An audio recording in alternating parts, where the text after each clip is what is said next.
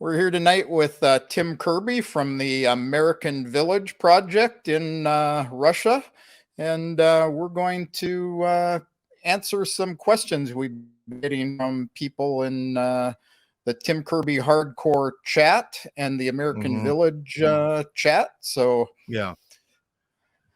Well, yeah. First of all, Kevin, thank you very much for helping me out here, and also for everyone. Although there's really not much there to speak of yet.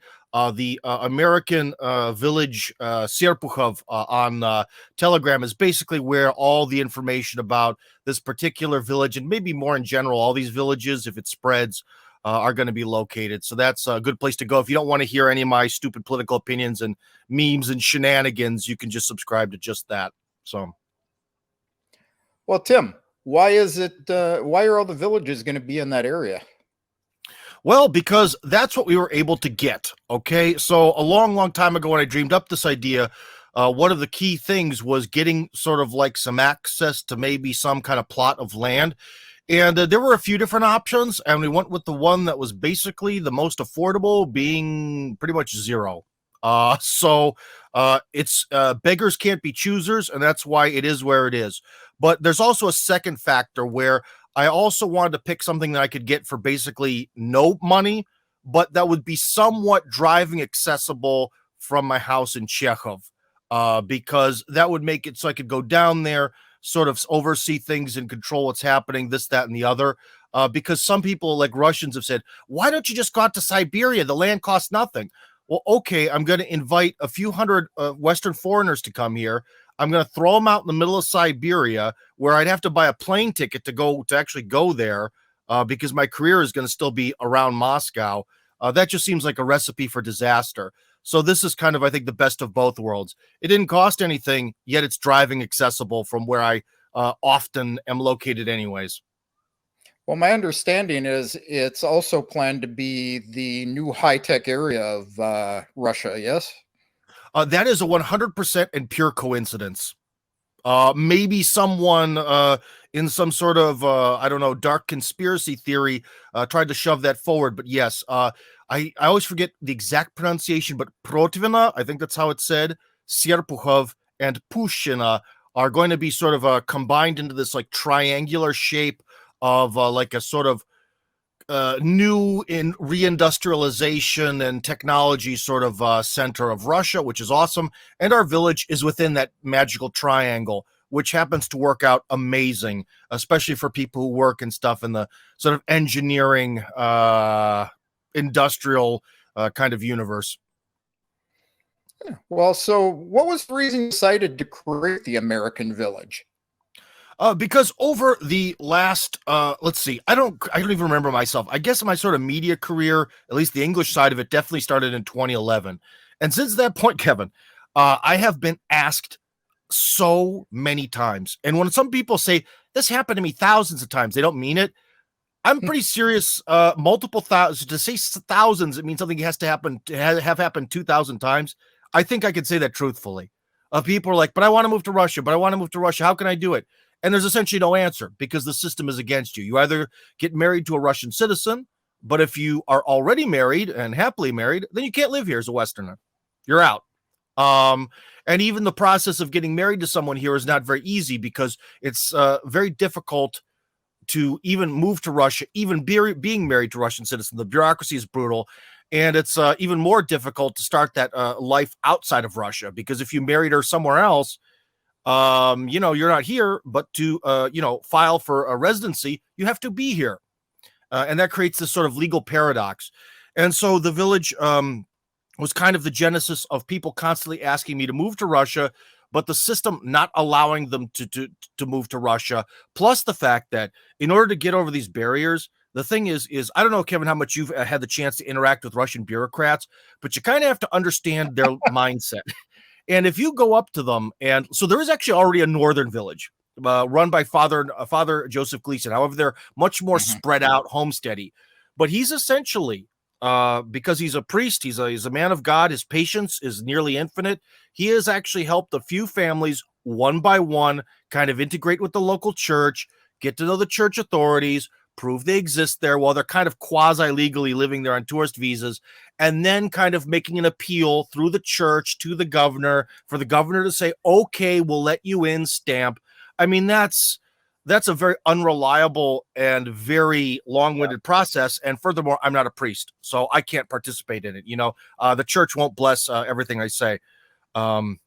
So essentially it's a rough deal. And this kind of hype project, as someone might call it, is something that people in the Russian government, that's speaking their language, which is one of the reasons why it's gotten support and why it's happening. I kind of know what they want. It's kind of like guys want their steak and beer, man. It's kind of like that, but for bureaucrats. Yeah.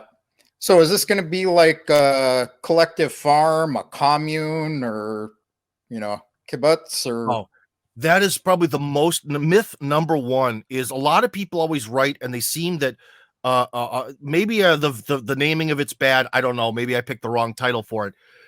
But to us, also speaking of Father Gleason, it was he and I in a conversation we had together when we sort of came up with this concept. So we're co-authors, just to be clear, for the sake of history.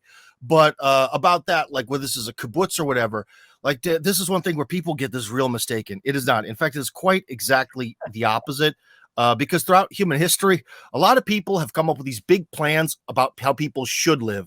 Right now, go look up anything made by urbanists on YouTube, and you get all these weird, very effeminate men in the West who are predicting about what the future is going to look like and how you're going to live in a 15-minute city, and it's going to be amazing.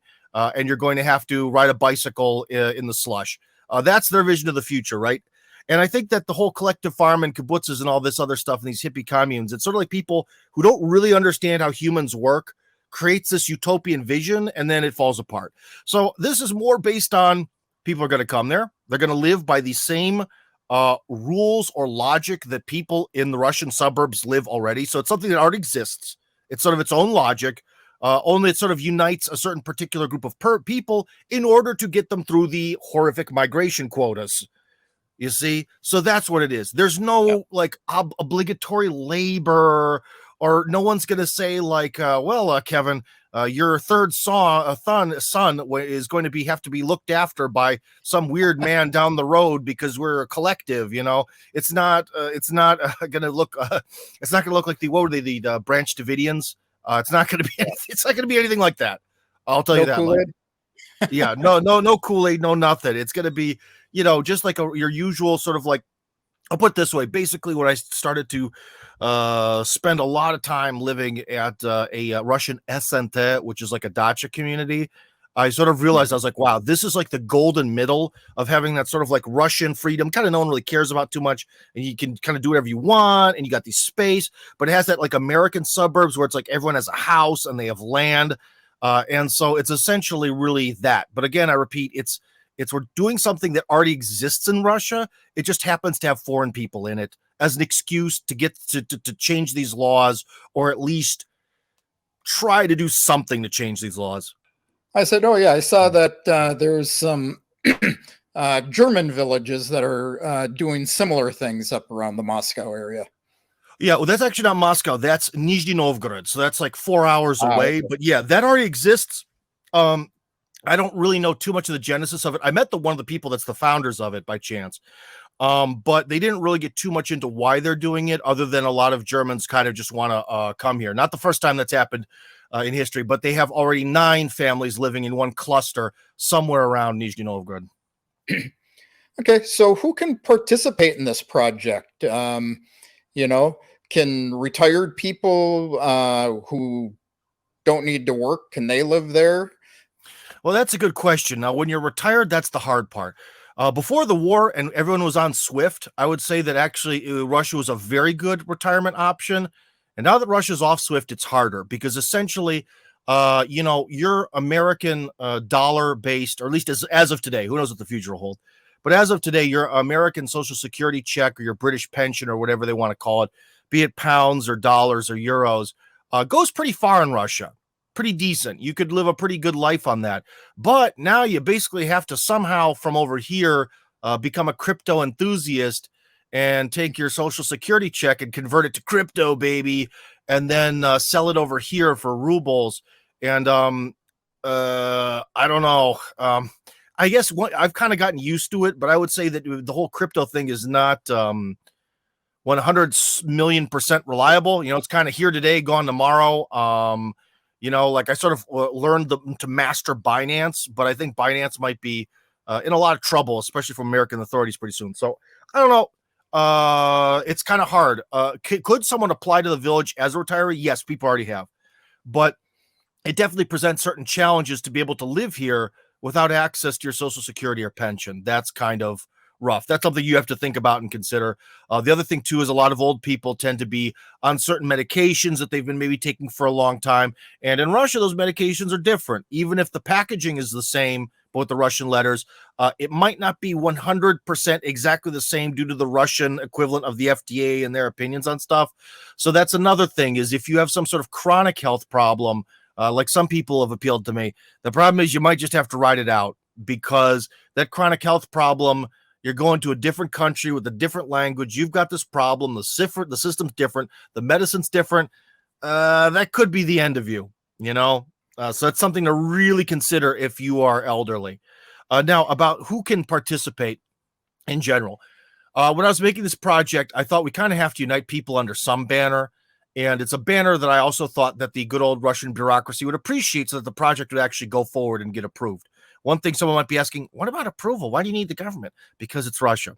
It's not, I don't have, $40 million to invest in real estate. So I got to have the government's blessing for at least the idea. But anyways, so with this situation, I wanted to unite people who are ideally Eastern Orthodox, but at least not anti-religious. Okay, that's the one thing, because when you get on this sort of scale of who's Christian, who's not, I don't want to play these sort of games of what's that called, that logical flaw, no true Scotsman, and be like, well, if you're a trad Catholic, we can let you in, but if you approve of Pope Francis's policies, we can't. So it's just more people who don't have a particular gripe against religion, but of course there's a high preference for Eastern Orthodoxy, that we are going to build an Eastern Orthodox church, which technically in a legal sense won't be a church. It'll be more like a chapel or something, but that's the faith. And one thing that people don't understand is one difference between Russia and America is that basically Christianity here is Orthodoxy for the most part. And they, you might want to try assimilating, especially for people who are Catholic. I do not, ironically, the Catholics who are probably the easiest to jump over the line, you would think, tend to be the most sort of hesitant about doing it, which is actually kind of weird in my opinion. But Protestants seem to be a little bit more flexible. But essentially, another question to ask yourself before you do this is, say you're a Protestant and you have maybe a mega church is corny. Let's try to think. You have your idea of church that everything's got to be, simple, and we're going to have some guy play guitar and everyone prays, and you have your King James Bible. Well, your Bible written in Old Church Slavonic is very different, and it has a very different message, and people's interpretation of Christianity is very different, and there aren't that many Protestants here, so everyone is going to disagree with you. And another thing, one person said that they were offended that proselytizing in Russia is illegal. How dare they? Well, that's one of the things that keeps Russia, from exploding. Whereas in America, we had separation of church and state. In Russia, they were kind of like, just don't proselytize. Just kind of keep it on the internet, guys, in order to keep things sort of nice here. So again, if you're going to come to Russia as a non-Orthodox Christian, or one of the other traditional religions here, be it Islam or Buddhism or shamanism, if you're really a shamanist, that's impressive, or the particular type of Judaism that's here. If you don't believe in one of those faiths, you're going to have to adapt a little bit, because your version of reality is not going to be here. Your version of religious reality. So essentially, can you speak English as a native language and not being against religion with a heavy preference towards people who are Eastern Orthodox. That's the qualifications, which opens the door to a lot of people. Okay, so is the project still open for applicants? Yes. The thing is that we were just, and this is one of these weird government things, is, okay, so we did this project, and the dream was, to get people through this nasty migration quota, the amount of people who can move to Russia without any sort of strings attached, which are teeny, teeny, tiny. So finally, it looks like the government heard us, but they sort of did it in this like grand thing where they asked for this project, they asked for some other immigration related things from other different like people, and they kind of are trying to get this one sort of wave of Western immigrants. And if they said they could get 100 to 200 Western immigrants and get them temporary visas or not temporary visas, temporary residency permits in this sort of new wave program, it would be proof that then we can change the laws on immigration entirely, which I think is very stupid and backwards. But this is the government, friend. We do everything stupid and backwards. Bureaucracy for you. So that's kind of the way it is, and we're living with it. So I had to send, as of a few days ago, this sort of the first wave of people who signed up for this. Can other people sign up? Of course, because later on, this is hopefully going to continue. So if you send me a scan of your passport, I can put you on the list. But of course, you're going to be in this sort of like second tier of people who missed the deadline. And who knows when the next time, when or if they'll review things. If you're really desperate to come to Russia, as Father Joseph always says, you should just come here on your own and work stuff out later. Maybe that's not the best strategy for everyone, but it worked for him, and he has like 8 kids. So he did it. So someone said that they saw a Rumble video where you ask people to submit their passports. You aren't actually asking people to like mail you their real passports, right? Just no, maybe that was a bad word choice on my part. No. It was just a scan or photograph, because that's sort of the basis of things at some point. So here's one other thing, Kevin, that people are kind of confused about, because they think, well, first off, most people don't know the immigration policy of the country they're born in because they were born there. So with America, like things are pretty not super bureaucratic with immigration. They're a lot lighter than Russia.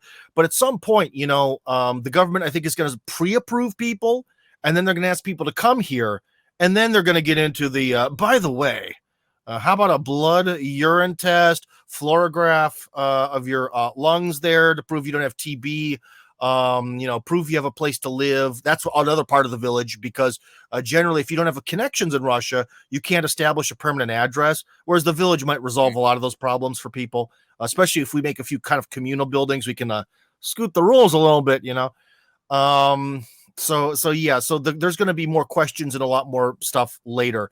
Is all going to have to be processed. But the sort of initial pre-approval stage required only people's passports and some sort of contact information. Basically, again, because with the government, like, they don't think like normal people do. They don't think, okay, we want to let a wave of people in. Let's do everything we can and work really hard to collect all this and call these people. And no, there's like, you foreign guy, you want to do this, you do all work. We sit here, you put on table, and then we read. That's the logic of it.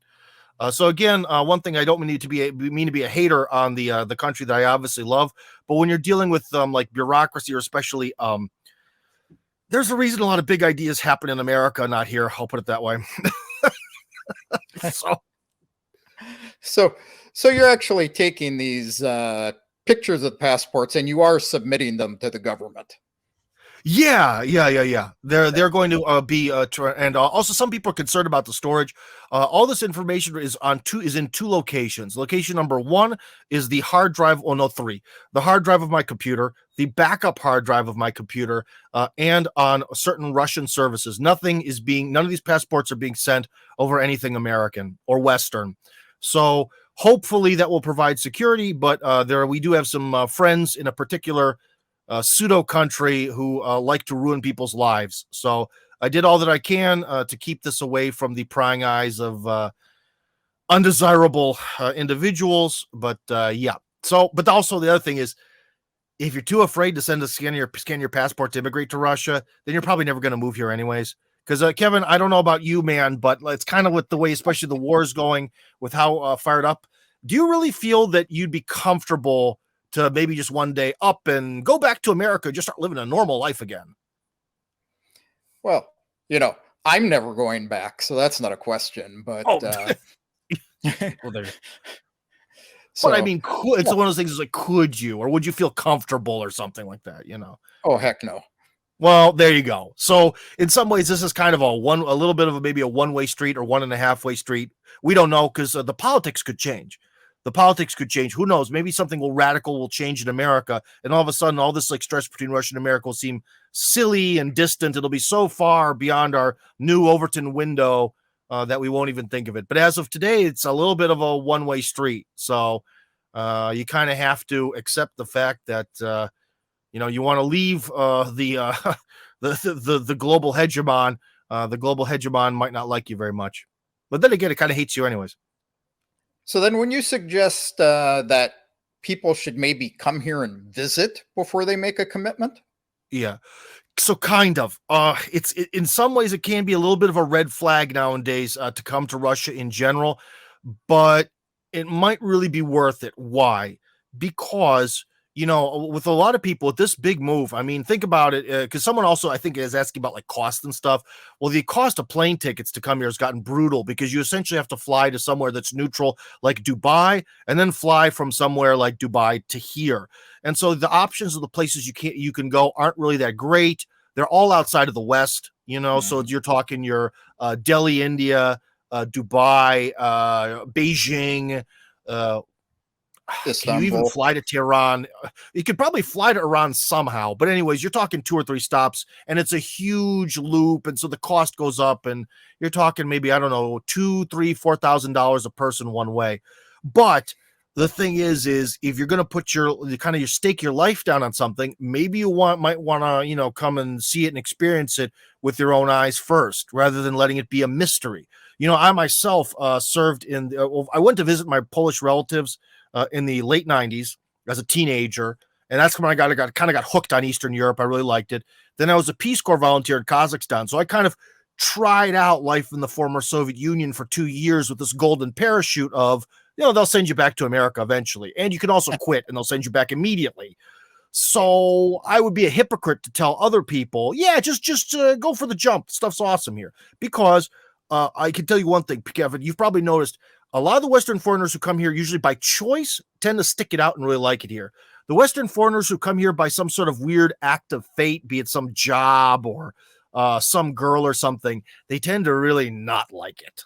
Not at all. Tend to go back. Yeah. And they tend to go back. So you got to think about this. So if you're in your heart, if there's something about Russia where you're like, wow, this place is really amazing, kind of sweet, and there's kind of some kind of cool stuff about it, come here and confirm that you actually feel that way. Because if you're coming here because you're like, oh gosh, I don't know, you're coming here just because you really, really dislike the whole LGBT thing. It's just absolutely repulsive to you. So you're coming here because you hate something else. You might come here and be like, but everything in Russia is kind of screwy and bureaucratic and everything's backwards and no one puts effort into anything and no one cares about anything. I don't know. Kevin, are there some things about Russian, the mentality that bothers you, especially as an American? There's nothing that really bothers me with the mentality. There's new things I experience on almost a daily basis, and I kind of go, huh? But it's about coming here and having an open mind and not prejudging things. We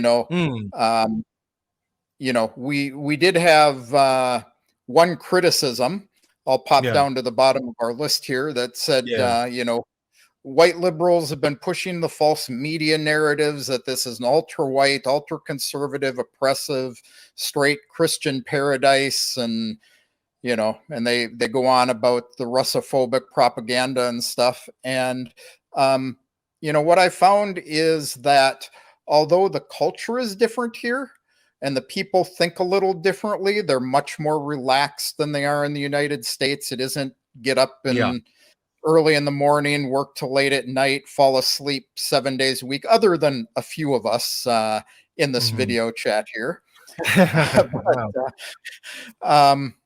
It's a different way of life, and it's you have to have an open mind.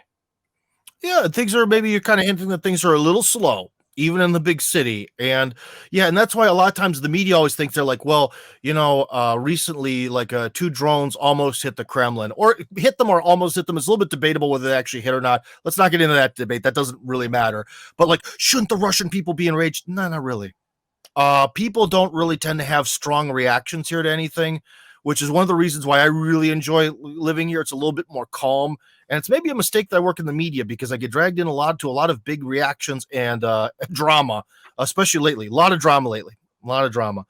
But anyways, yeah, things are real calm here. And you mentioned that about how there's the one person put this interesting comment about how it's like the way they've really tried to paint this picture as this of Russia's like white nationalist paradise to sort of poo-poo on it in the terms of like the West and make it seem evil. And yeah, like if you come here and you think that people are going to think of things in terms of let's just say especially race, like the way someone in Kentucky does, that's not the way things were, because there's never slavery here. In fact, one thing I always forget to mention is that traditionally your ethnicity is judged by who your father is. Okay.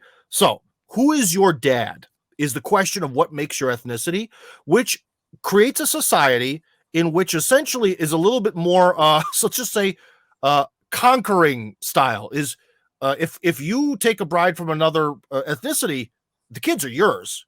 You took her and you took the kids. That is absolutely not like the Deep South or like the triangle of trade with the slave trade and the New World and all that. That is not how things were. And you have to also live in a society that's had that policy or idea since the very beginning.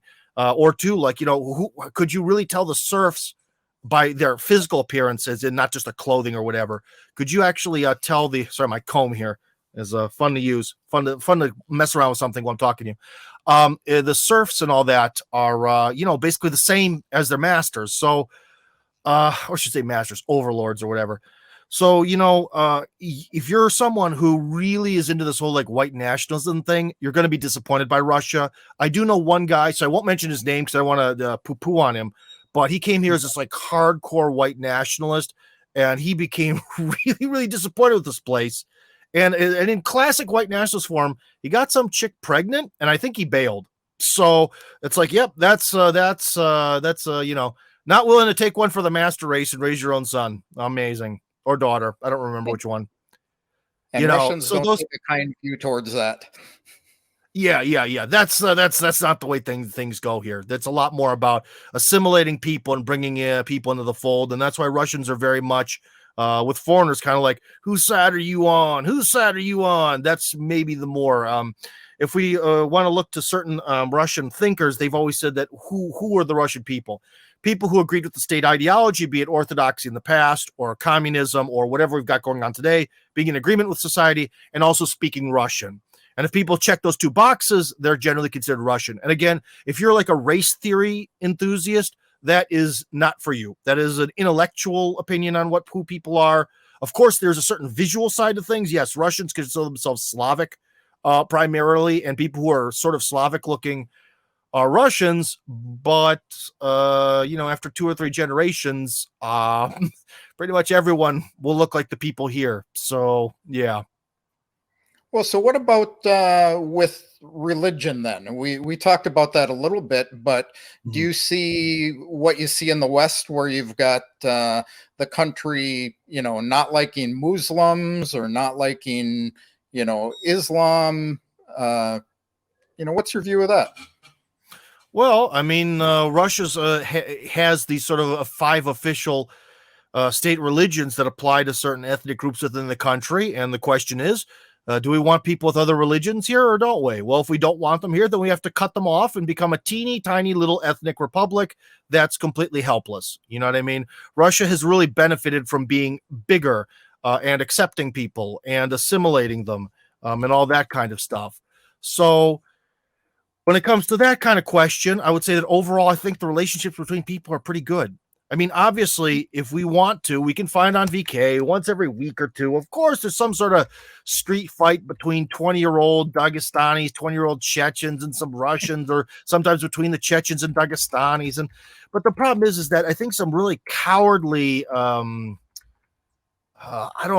spineless people don't understand that, guys that are kind of 15 to 23, 22-ish, they're kind of getting some fist fights over. They're kind of looking for a fight. They're in that sort of like, I don't know. I don't really see it as too big of an issue. And And, if that leads to someone getting killed, then the police get in there and the person's thrown in jail for 10 to 20 years or more. So, I don't know. I would say that Russia is actually a fairly religiously tolerant society, but not in the Western tolerant way where you have to bend over backwards for the sort of X group. Like the in group is bad in the West. If you're French, then you're the bad guy in France. It's not like that. There's sort of no bad guy. But yeah. So, I mean, there's a little bit of stress. Kadyrov wants to build a sort of new mosque somewhere around Moscow, but the place they chose to build it is actually for some sort of Orthodox holy site. So then they got in an argument about this. But they're working it out. We'll find a way, And again, one thing I also point out to Westerns is that like some of the mosques that are around St. Petersburg and Moscow, like the original ones, are older than the United States. Yeah. So, there you go. So we've talked about, let's get back on the village. So where is this Tri-City where the village is located? Is it in Moscow? No, it's 80 kilometers south. And another thing that's important for people to understand is that Moscow, the city, and Moscow, the region, are two separate states, kind of like how Washington, D.C. is sort of its own thing, its own entity, even though it's not called a state. But so anyways, it's 80 to 90 kilometers due south on the Simferopolskaya Chaussee, Novo-Simferopolskaya, so the new Simferopol highway, 90 kilometers south.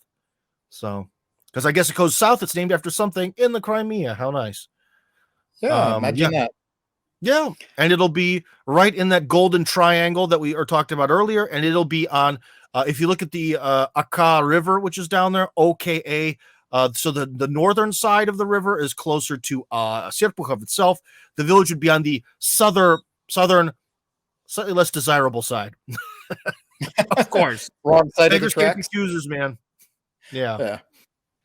So if I join the village and I've got a piece of land there, can I build my own house in whatever style I want? Or am I expected to use this 3D printed house that you've got a builder willing to build? Okay, as of today, I would say yes. Now, one thing that's happened a few times with this project is the logic has changed a couple times due to new things being discovered, this, that, or the other. But so far, with this whole builder thing, that doesn't seem to be a problem. The 3D company doesn't seem to have a huge amount of problem of coming here, leaving. Of course, it's cheaper if they do a few houses in one kind of swoop. But overall, that doesn't seem to be a problem. But the thing with the village that's maybe the most important to understand, I probably should have said near to the beginning of the video, is it's first come, first serve.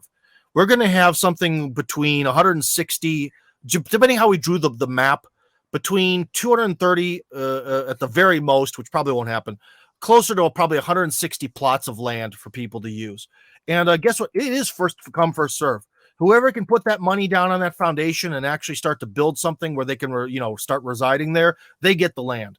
So if, people are able to, in a much more quick and efficient way, gobble up all the land while you're still trying to pick out a contractor and the best drapes that have ever been made in history, well, then you're going to lose out, or you'll have to wait till the next village because hopefully this project will expand around most of Russia. In fact, if you're a hardcore farmer and you have like 10 plus years of farming experience, there's a region in the Kalushka region, which is also borders the Moscow region, that you could go to right now because they are looking to immediately get hardcore farmers down there, but experience only.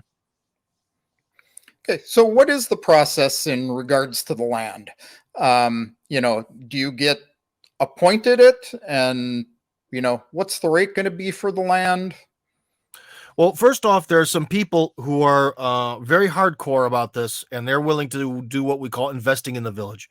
Because if you invest in a socially important project within Russia, you're allowed to sort of immediately apply for permanent residency for yourself, your spouse, your kids, your grandma, your grandpa, your kids' kids, and basically all your immediate relatives. And this costs 15 million rubles. And this is going to be a very important part of our village because it's going to sort of allow us to, really have the money to actually build not only this person's house, but then maybe build the neighbor's house and a little bit of infrastructure too. but that neighbor is, of course, going to have to eventually pay off the cost of that house. So that way we'll have this sort of fund of money that we can use to eventually build this all out. But of course, our fund of money is going to build everything with one building method from the same builder. So everything is identical and predictable, this, that, and the other. But about sort of the process here is it's essentially this. So you, with these people, right, who can already invest into it. Well, when they sort of pay over the money to our, I don't know, I forgot what that is in English. Basically, our NGO that's going to be sort of running this thing. They pay over. The government recognizes that. They get the receipt, this, that, and the other. We can get started in their house. They essentially, but from that moment when they transfer that money, they have the house. Okay, they have essentially the plot of land, and they have all that. The land costs nothing, by the way. So the land costs zero. Then for other people, so say you come and you want to build a house.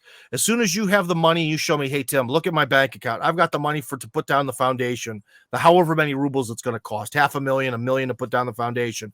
Look at this. Then we're going to go, okay, how about you pay the guy who's going to put down the foundation, or get ready to, basically get ready to pay him. Then we can sort of transfer the land to you. You make the payment to that guy, and it gets started. In a lot of ways, it's probably the same in America, but in Russia, every time you buy a piece of real estate, it's almost like an exchange of a suitcase in a movie. So like you put your money into that like escrow account, and then they sort of finalize the documents, and then you wait until the EGRN system recognizes that now you possess that land. Then it releases the escrow to them. Like the James Bond suitcase exchange there. And that's kind of what we have to do with this project, because the one thing that is absolutely unacceptable is to get a bunch of people who are like, yeah, I'd love to move to Russia. I'll take plot number 12. Don't pay any money, don't build anything, and don't come here. As in not as in they chose not to pay money, they chose not to build anything, and they chose maybe not to even come to Russia at all. That would be the absolute worst. We need to fill this place up so that way the project is successful. So whoever comes and is able to put money down on the table first, that's awesome. Whoever comes, and because these investors, we might have an extra house or two houses built on their investment money. Well, yeah, they'll have to pay back the NGO, but it's, dude, like it's going to be more like a mortgage. It's going to be over time. It's going to be a gentler payment. And whoever can come and say, hey, look, Tim, here's a down payment on a house at the very least. Or Tim, I've got 8 kids and I'm moving to Russia because of my faith. Let's organize something, this payment plan, even if I'm starting from zero, and we can work something out. But that has to be done really on an individual basis, because I'm not really sure how many houses we're going to actually be able to build thanks to the investors versus who can take them. And of course, because I put everyone's name who applied into this big list in the order that they applied. So say we have an investor house that's free, the built little house from the investor for other people, and we're going to give them basically the equivalent of a mortgage on it. And 3 people say, I want this house. Number 31, number 42, and number 66. 31 gets it. That's how the system will work. So the quicker you apply, the higher you are on the list. Sort of the tiebreaker rules. Yeah. So if I'm investing and I'm going to put this 15 million rubles in, is there a time limit for spending the whole thing? Do I, can I build my own house for 8 million and invest 7 million in the community, a year later? Or, how does the way that the work? government sees it, you have to put 15 million rubles over a 3-year process into a singular socially important project within Russia. However, the mechanism of getting residency only clicks on when the very last ruble of 15 million goes over the line. Okay, so essentially, you make a payment of 15 million rubles to the community.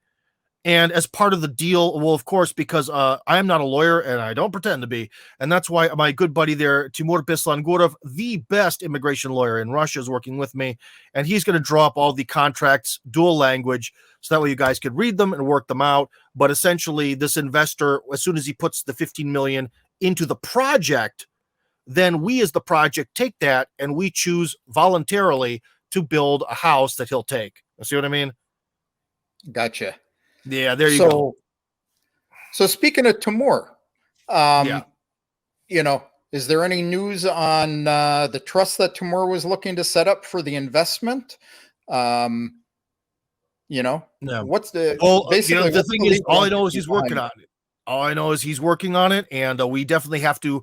Well, you know what? This kind of snuck up on us a little bit. It kept being later, later, later, later, later, later, and like everything in Russia, now, go, baby.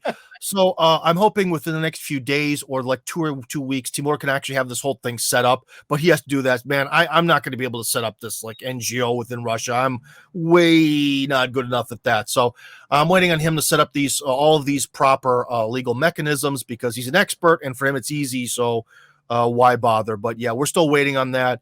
But it's very important because in terms of, taxation, also in terms of con artistry, obviously you don't want to lose your money. And we want to have this be, as open and transparent as possible. So we want you to know that you're sending your money to this organization, and this organization has, this documents and the whole thing about this highly the socially significant project, have all that worked out so that we can see it and you can read it and, and do it, because just dumping money into my bank account doesn't sound like something very reliable, does it? I don't know if many people would want to do that. So we're not going to do it that way. We'll obey the law. We'll obey the stupid law, even though it makes things harder. So is Timur going to personally process each application, and what's he going to charge people for that? Well, remember about personally, his company will do so personally. Remember, he owns an entire legal firm. So there are a few other people involved, although unfortunately, I have to say, I guess some lawyers are tough. Two of these three, essentially it's a partnership of three guys, but he's the leader. And the other two guys got drafted.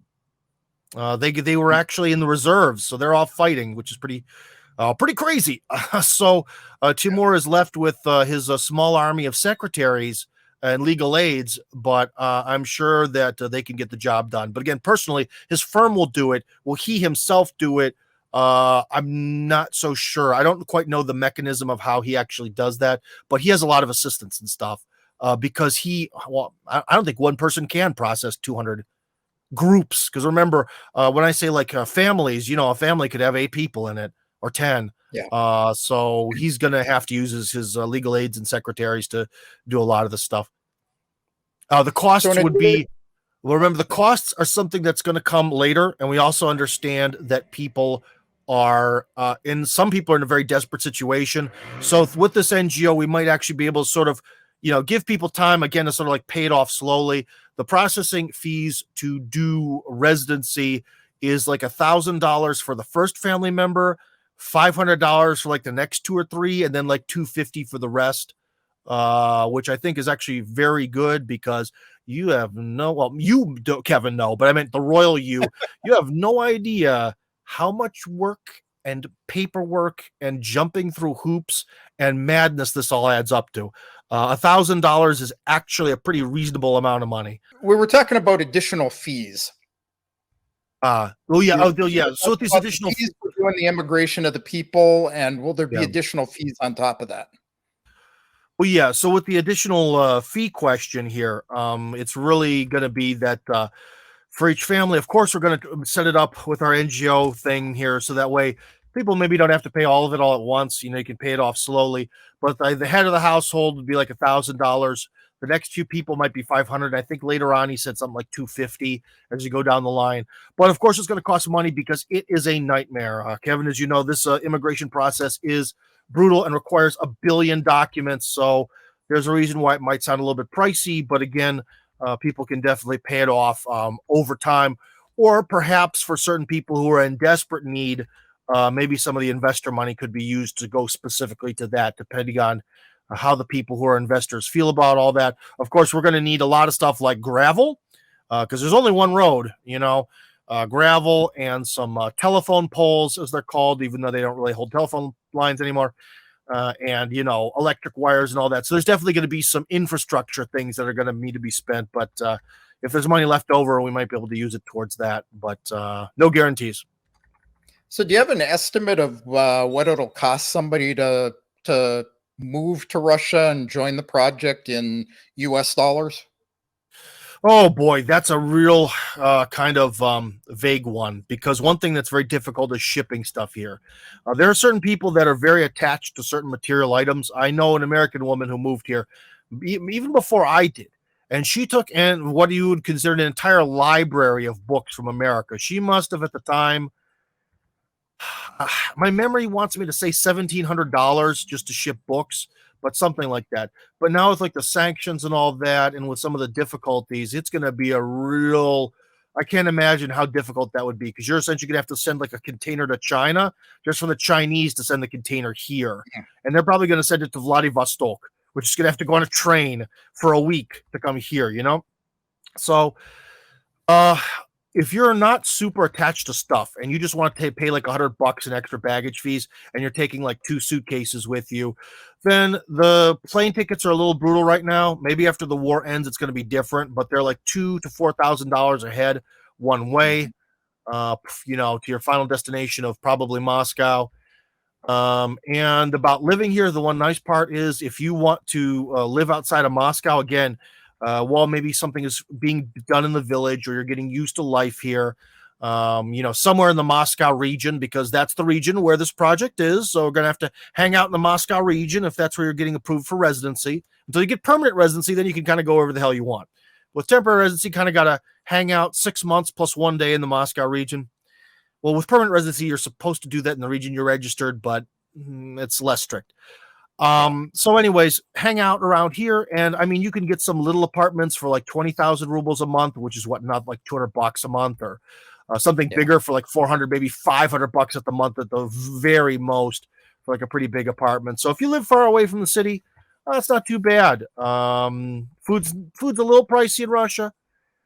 That is one thing. I spent a lot of money on food, on the kids, but, yeah, I mean, overall, it's not too crazy here. Utilities are very low. So yeah, those are the expenses. About the houses, the first quote I was given was for a 100 square meter turnkey house, a little over 4 million rubles. So that would be like $60,000, or at least $60,000 at some point in history. I think the ruble has fell to the dollar recently. Yeah, I think last time I calculated it was about 50,000. So. Yeah, something like that. But that's a 100 square meter house, and that might sound small in square feet, but remember, American houses tend to be built very inefficiently. And so Russian houses, that's going to be warm in winter, cool in the summer, built like a fortress kind of house. And trust me, you can make a lot happen with 100 square meters. Or you can build an extension, because it's not like America. You don't need to pay a few $1,000s to get plans for an extension. So, speaking of food, there's been a lot of agricultural talk on the channel. So does the village have something to do with farming? Well, yeah, this is another one of these sort of misconceptions where people think it's, again, like it's a hippie commune, man. Everyone's got to work and we're just going to share each other's kids. That's the kind of myth number one. Myth number two is that you have to be some sort of super rural enthusiast. Like, one person who wants to live with us is just a historian, and he just wants to write books. You know what I mean? He's just like, I want to write books by myself. Okay. Like, that's not farming. So yeah, some people are interested in farming, and that's why the eastern portion of the village is going to be dedicated to being a few public buildings, and like a school and a place to hang out and all this, a few public buildings and a church. And the rest of it is just going to be like, for people if they want to try working with animals, so they want to try farming. Okay. Because one of the things is with most people, we don't really have any experienced farmers coming here. And if you are an experienced farmer, again, I'd tell you to go to Masadsk. They are waiting for you, and they are going to bend over backwards for you, unlike a lot of other places in Russia. So if you don't have any experience, you got to try this stuff out, man. And I think this is going to be more like our experimental zone. And if people say it goes well, say they have 10 head of cattle, and how much they need, I don't know, 2 hectares or something for that. I don't know. But they can buy hay or whatever to supplement the grass. They have 10 cows, and they're like, man, we're feeling this. This is going really good. We actually kind of, cutesy poo. We're making cheese, and we're selling it, and it's fun, and they're liking it. What's the next step? The next step is we can either within the Moscow region or within the Tulskaya region, the neighboring region, which is extremely close, we can go and just buy you some farmland. I'll help you out. We'll do all the translation. We'll do all this stuff. I'll help you buy it, and we'll pick you out some farmland that's within driving distance, and you can keep your house, but you can have a farm. One thing that's a weird tradition in Russia is on most private farms, people don't live there, probably because zoning doesn't allow them to. I'm not quite sure why, but that's probably some Soviet legacy. So the plots that the houses are they big enough for me to have a garden? If you're British, hell yeah. If you're American, that kind of depends. Like the British definition of a garden is, I don't know what, 24 square feet. So yeah, for British people, certainly. The way the plans are today, which could change because the plan of the village has changed a few times based on feedback, is to sort of give everyone about 10 sotkas. A sotka is 100 square meters. So that's a little over 1,000 square meters for their house and some area around it, which is definitely, I think, enough to have a little garden. You might disagree, but one of the things is we kind of want to get a big community here. And one of the other things, too, is hey, we live in a realm of capitalism. Maybe live with us for a while, sell your house to someone else, and go take it big. But you know, building some sort of giant community on some sort of giant amount of land that also has access to Russia's best hospitals, 4 international airports by car, and all this other stuff. I think some people, unfortunately, Kevin, some people have been a little I don't know. I don't want to say I wasn't necessarily offended, but definitely annoyed by certain people who have these insane demands of like, I want to live in this rural, off the grid lifestyle. But where's the nearest major hospital? It's like rural, off the grid, but you're also concerned about where's the hospital. I actually think that Serpukhov and Chekhov, those two cities, offer the best of those, where you can kind of be with like cows and sheep and take a relatively short drive and get the best surgery you can get in the country. And also all the international airports, all the goodies and fun stuff of Moscow, right? So I think that's a nice thing. But the other people are like, I want to go. I'm a Lutheran, and I want to only live within the realm of a short drive to a Lutheran church. And it's like, well, then you can't be part of this project because there aren't any. One couple even told me, they were like, we absolutely will never take public transport. We hate it. We find it disgusting. Well, true, Russia is probably the most driving-based European country of all, but still, I don't know, it kind of comes up, man. And if you're never going to take public transport, yeah, then not that's realistic here. yeah. And yet these people kind of want to do stuff in Moscow. Like, I want to go to the theater on Fridays, but I never want to use public transport. It's like, these two things do not compute. So a few people have a very unrealistic expectation of what stuff's going to be like here. So I think people have to kind of pick their poison. What do they really want out of life versus some of this other stuff? Because going to have to get used to public transport here a little bit. Yeah, Friday night driving your car to Moscow to go to the theater is a several-hour project. Oh yeah, it's going to be like an hour and a half of raw distance, then you're going to have an hour and a half of traffic. But but people think, too, it's like again, because there's the stereotype that Russia's poor. It's like, Tim, why don't you just buy like 800 hectares of land outside of Moscow? Because 1 hectare of land that's within driving distance of Moscow, man, what does that even cost? Like it basically is going to cost as much as any of one of these houses in the village or more. I think someone asked me about that. They really wanted to have one particular route to Moscow, and he's like, I will not live on less than, I don't know, something like 5 acres. I will not live on less than 5 acres of land. Otherwise, it's disgusting. But I want to be able to drive to downtown Moscow. Okay, cool, dude. The nearest plot of land that cost that was 50 million rubles, I believe.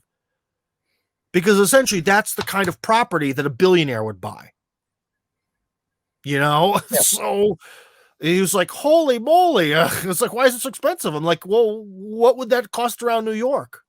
Russia is cheaper it is definitely cheaper when you talk in terms of like buying land and homes and all that than the United States, but it's still on sort of like a scale, if you want to go and buy 100 acres of land in the middle of nowhere, you can do that in Siberia and it's going to be real cheap.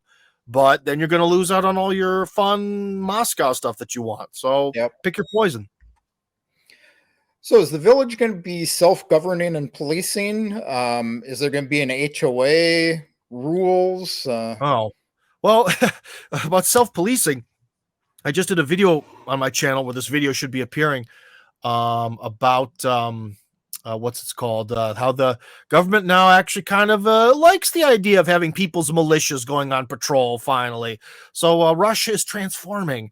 So at some point there may have to be some sort of minor internal security force. But again, you probably remember, Kevin, we're both old enough. Do you remember Barney Fife on the Andy Griffith show? Yeah, absolutely. Yeah, he's just sort of a spindly loser deputy policeman who is always looking to kind of bust someone for crime, but there's really no crime there.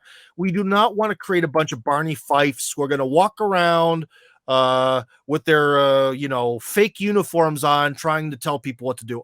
I don't want that. Homeowners Association is the same way, only usually that's more the wife of Barney Fife, who's in the homeowners association, who's saying we need to fine Cindy because she planted flowers that are mixed colors, and we need to have the flowers be monochrome, or the value of the house. Like, first off, the whole value of your house, depending on what your front yard looks like in Russia, doesn't exist. No one cares. It really doesn't have any effect on anything. So there's none of that. But we don't want busybodies. We don't want people we want the 1800s America experience, where people just kind of did what they were going to do and live together, and they kind of were able to work things out on their own in a very manly way. And so that's more the policy that we're going to have. Unfortunately, due to this whole kind of war thing, like I said, we might need to kind of make our own sort of internal little security force to kind of just check on what's happening in the neighborhood, sort of neighborhood patrol kind of thing, maybe. What's the actual structure going to look like? It is going to be a dictatorship, because as soon as this thing becomes a homeowners association, it's going to fail. Because, dude, I'll tell you what, there was where the Chekhov fortress that is the epicenter of my existence. Just a couple years ago, we tried to put together a community to build a playground and meeting place for the kids. We couldn't do it. We could not get people to agree on where it would be, what it would look like, to maybe pay for it. And that's why you need a dictator. We couldn't even put together this concept for a playground and get people to agree on it. This sort of Greek style democracy doesn't work. And so I'm going to be dictator for life, or until I may have to give up. Because there's some good things about me. Because I don't want to deal with any of your, other people's business. I don't want to tell you what flowers to plant. I don't want to tell you what your house should look like. I just don't want to deal with it, because I really am not a very people person. So that's a real advantage. But one thing is, Kevin, I could even imagine that maybe 5 or 10 years down the line, I might be like, okay, Bill, you seem to be the real community leader here, because you're a normal human being who's not like some sort of weird weirdo who lives by himself in the woods like I am. Bill, you're the dictator now. So it might be sort of like a strong presidency like we have in Russia, is the way it's going to work. But ultimately, in a legal sense, the NGO that we're forming is going to be the dictator that's going to dictate the way things work within the context of Russian law. Because unlike America, to an extent, within Russian law, you really can never actually force people to give up their rights to anything. So no matter what you sign or do or whatever, you never actually give up your rights. That would be the rights of citizens when you get citizenship. So there's not too much to worry about, because Russian law is superior to our little NGO and its holdings. So let me ask you, if I'm already living in Russia and I'm filing for temporary residency permit, can I still join the village, with the temporary resident permit requirements? Oh, absolutely. Absolutely. Because again, with this village, we want it to be lively. We want this to be this core of people who are all English speakers, who actually build a community that functions. And if someone's already here, yeah, it doesn't help too much with this whole immigration side of things. But trust me, if the village succeeds, these immigration problems are going to vanish real quick. It's going to change. It is changing heads within the government. So yeah, absolutely. If you're already here and you are a native speaker of English and you are not anti-religious, and especially if you're Eastern Orthodox, come on down. Come on down, baby. Put your money down. Let's build a house. Let's get you in part of this community and live your wonderful, mostly country, but city accessible lifestyle. So is the process of immigration going to be the same as applying for a VNG? Oh, with that is going to be, it's going to be weird, because like I mentioned maybe before, this has never been done before.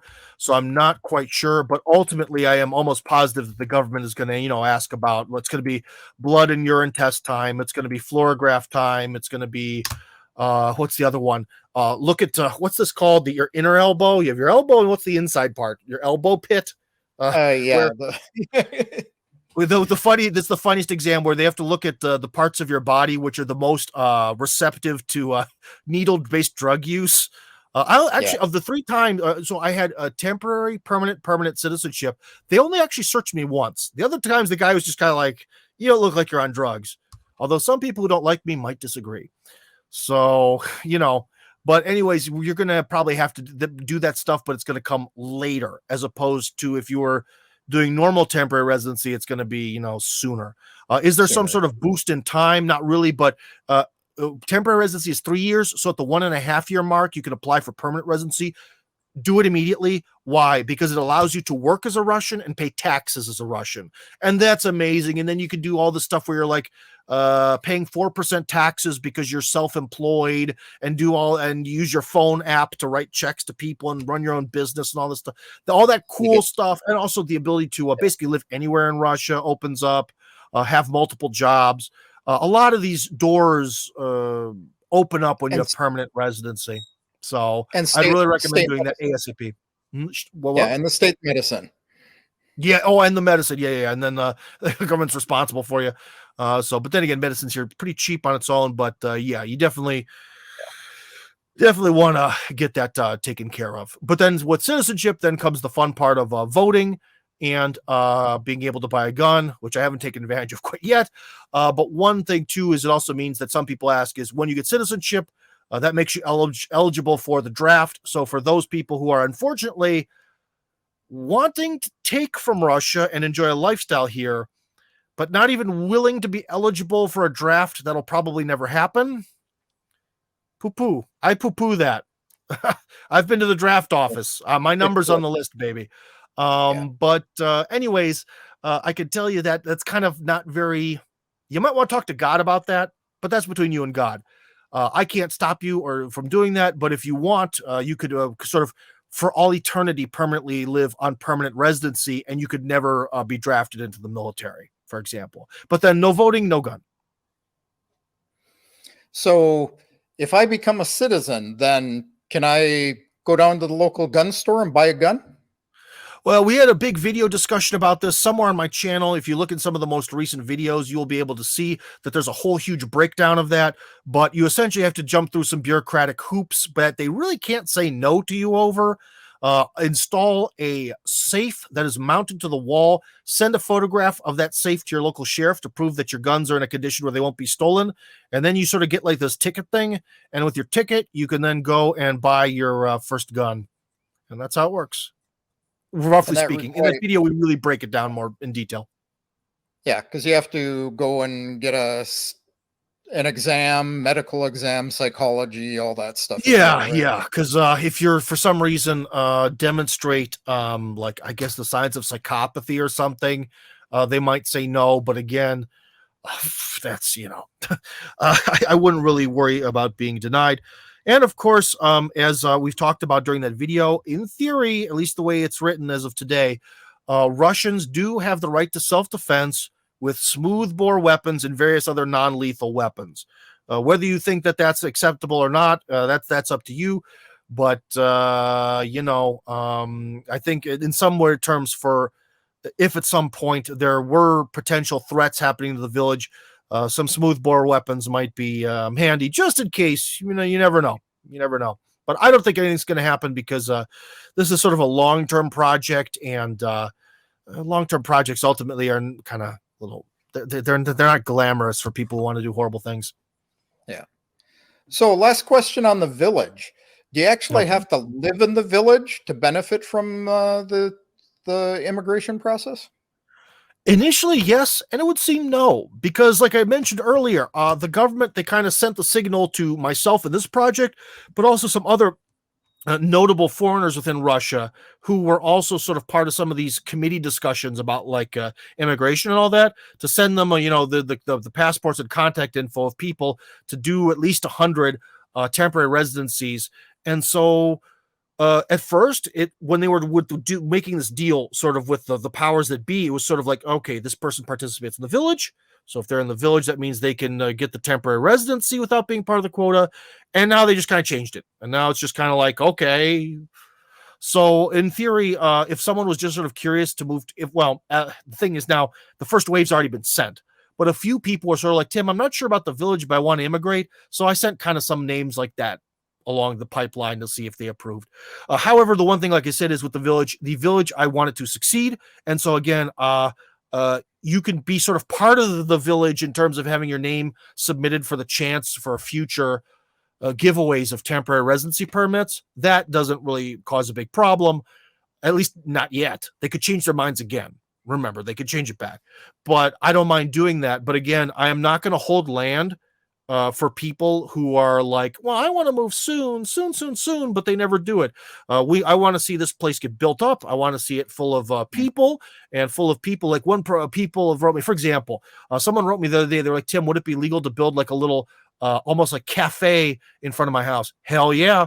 And that's one of the advantages of our sort of NGO and this sort of special project is there's going to be a lot more mercy.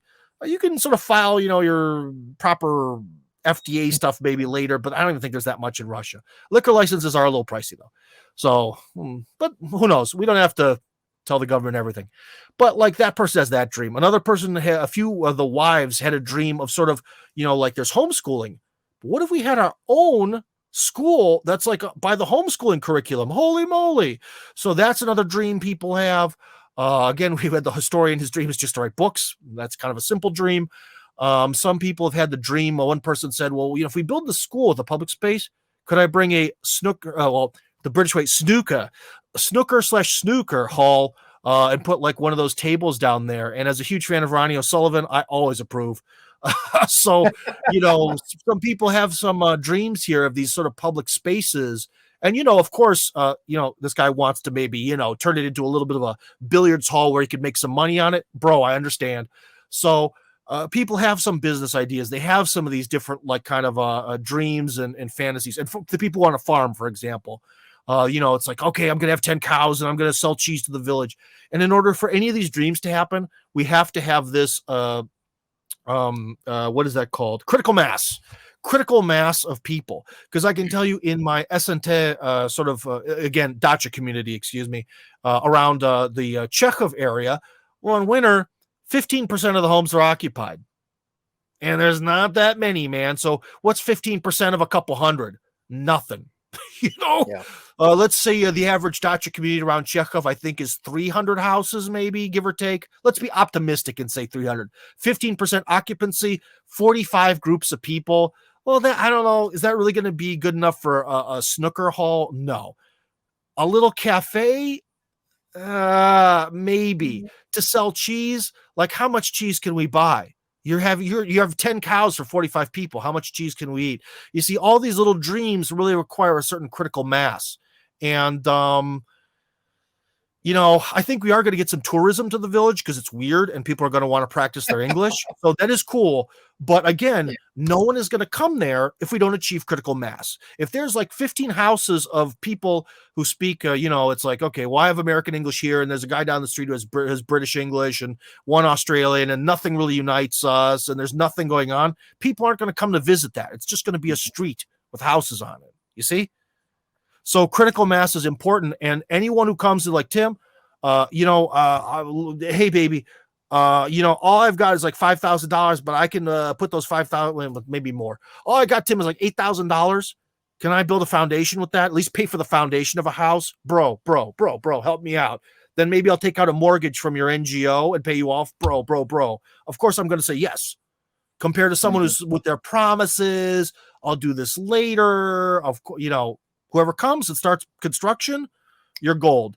Whoever says later, that's cool, but we have to achieve critical mass or the project fails. So your waiting comes a distant second to success. I was going to ask you this concerning people with dreams about starting businesses and things, but with people coming to visit because it's unique and whatnot, this also fits into the immigration thing. Should I learn some Russian before I come to Russia? Yes. I would say yes, but with maybe an asterisk mark. Why do I say that? Because, to be honest, very few people really achieve that much in language learning by taking a couple courses or doing like Rosetta Stone or Duolingo or all that stuff. It doesn't really yield great results. So in a way, yes, obviously to live here, you're going to have to learn to speak Russian. Okay. Or you can do like Father Joseph and just have a lot of children, and then they all grow up as native speakers of both languages, and you don't have to learn anything. Just kidding, Father Joseph. I know. He reads Old Church Slavonic in church. He can read the Old Church Slavonic. He can do it. Just a little poking fun at my friend there. But, your kids are human translators for you, which is something to consider. But of course, if you're going to be living in a country where people speak English very, very badly, as in terribly or not at all, one of the things about the village that's going to be cool is you're going to have some neighbors who maybe have a similar life experience you can communicate with. But language is part of the deal, and also part of getting your permanent residency and citizenship requires the language test. And I'll tell you, it's easy, but if you don't put any effort into it, it's really hard. But it's like the most basic of stuff, dude. It's like the proper way to say I like Moscow, which is different than in English. It's hard to explain how the language works, but it's a lot of the very basics of the language. And if you don't know that, man, and it's kind of disrespectful to go to another country and not even try to learn the language. So I would say, yes, do it. But your results of just living here and doing stuff here are going to be much better than any app will ever give you. Yep. So we've pretty much covered all of the questions we got from people. We've got a couple of criticisms we didn't address. Want to take minutes and go more there? From our friends, the white nationalists. Oh boy. Yeah. So the first one we've got here is, although I'm not opposed to the proposition, I have concerns. Will this inflow change Russian society, eventually westernizing it? Oh man, this one, Kevin, it hurts. And it hurts because I've heard this from both people who are supposedly foreigners and from Russians. Russia has expanded to be the biggest country on earth, especially if you look at the old Soviet borders, that encompasses all these different ethnicities who somehow all learn to speak Russian while retaining their own sort of unique language and identity within the context of this greater thing. It's this giant multi-ethnic empire, and they're afraid that somehow 100 Americans are going to, 100 groups, units of Americans are going to somehow like taint Russian society, when every person in the Russian Federation grows up and watches Hollywood movies. The Russian media has been inundated with Hollywood and America, where everyone watches it since 1991, endlessly. And yet 100 commoners, people like us with limited resources, who are just going to be living their lives. Someone's going to be writing their history books. Someone else is going to be teaching children for extra money. That's the real deadly influence of the West on Russia. Give me a break. Give me a break. That is so dismally stupid. So yeah, here's one I think will get you going as well. Russia. Oh boy, please, fun times. Yeah, Russia, please be sensible about letting these delusional Americans cluster together in their own little enclave like a cult. The Americans coming to Russia have allowed their own country to devolve into idiocracy, and they think they're coming to Russia to turn into the Handmaid's Tale. Well, I don't know if we were sending like 100 groups of Barack Obama's hand-chosen community organizers, maybe. But in a lot of ways, it's the people who are coming from the West who reject a lot of these destructive ideas that are in Western society and are coming here. And again, this gets into this absolute one of the biggest I don't know what you want to call it, a fallacy of our time is people think that like, well, these people, they need to fix their own country. Well, people in Russia, what about the 90s? Why weren't you fixing Russia in the 90s? Oh, okay.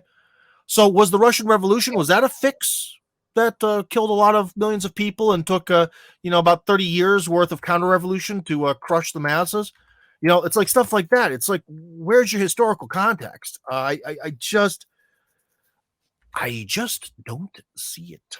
So Yeah. And also, like I was just saying, one of the other things about the village that'll be cool is because because everyone in Russia still, who knows what the future will have in school, they kind of have to learn a foreign language, particularly English.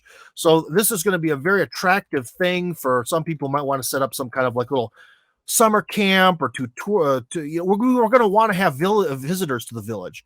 It's an open thing. And I'm not planning on putting up a gate. As of now, there's no plan to have this thing be gated off and closed to the outside world. Again, maybe, who knows? Maybe something will happen. We'll get attacked by wild dogs, as that happens in the Moscow region sometimes. If wild dogs drag off someone, we might have to put up a fence and a gate, but let's hope that doesn't happen. That's where the guns come in. But barring a wild dog attack, I think this community needs to actually be open and just be sort of like a jumping off point. And again, where I want to strangle people, like let's take Brighton Beach. Has Brighton Beach, this enclave of Russians in America, has it caused some sort of like deep sociological problems in America? No. It's the fact that there are a lot of Armenians in LA. Has that brought LA down to its knees by this isolated enclave cult of Armenians? Not so far. Well, besides the Kardashians, but they've brought us down psychologically, but it's not because they're Armenian. In fact, it's because they're not very Armenian that I think is part of the problem. So, I should almost answer this one, but go ahead.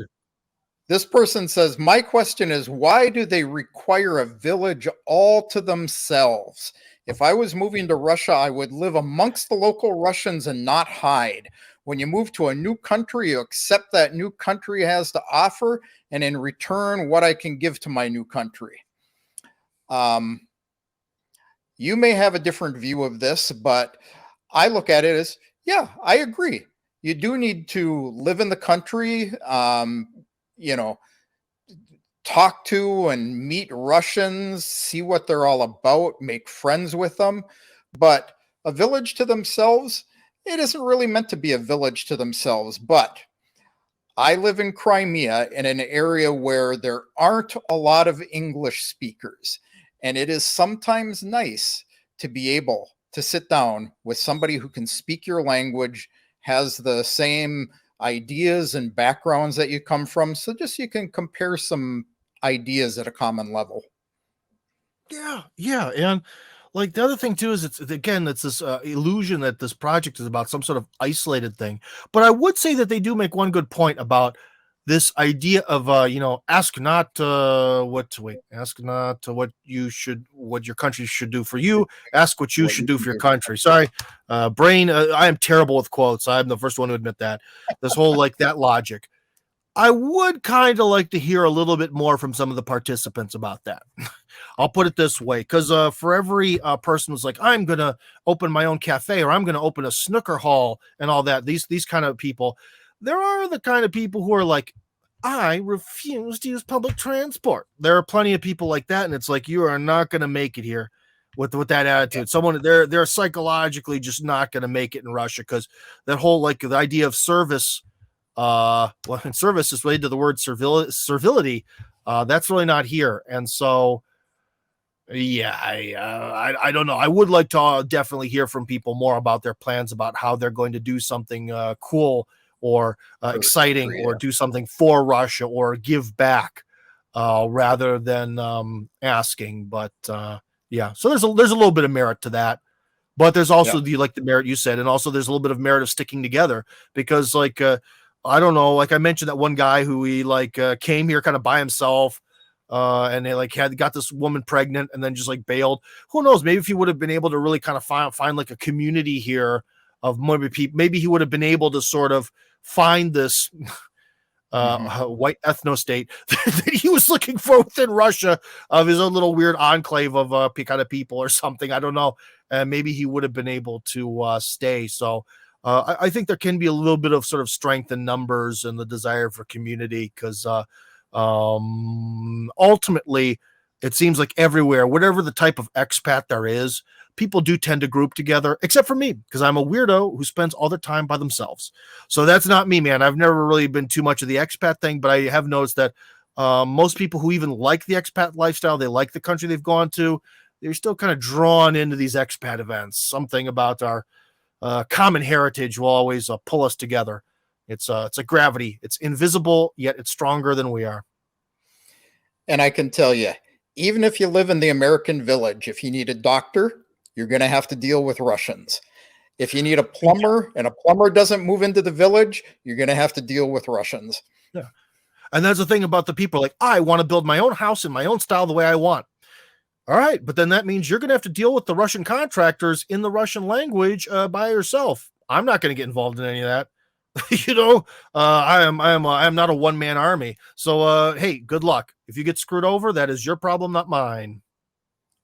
I've done that. I've gotten screwed over, and I've gotten pretty hard with people. So, I have contractor experience. So, all right. Yeah, dude, it is not. It is. Would you say that Russia's actually made you a bit more firm in your demands from people? Yes. Yeah. And that's where the adaptation comes in, because otherwise you can't get stuff done. But anyways, was that all for the questions? I think we had a pretty big session here. Oh my gosh, the clock says 120 some minutes. Holy moly. Yep. Yeah. I have one last one to go on here. Cool. The last one. Let's do it. Yep. Tim is a bad person for X, Y, and Z reasons. Thus, the village is evil. Well, yeah, that one I added there because it sort of amalgamates that. Like, some people are like, well, Tim is a jerk, so you shouldn't trust him with anything. You shouldn't trust him with your money. Okay, it's like I'm gonna have a video about criticizing Dave Ramsey coming up, so I should say something nice about him. He's the financial help guy. He helps people sort of plan their financial future in a sort of simple, down on the farm kind of Kentucky way of organizing. And I think he makes a lot of good points about money, not about Russia. But anyways, he always says that you shouldn't do any major financial move if you don't understand it. And that's the same thing.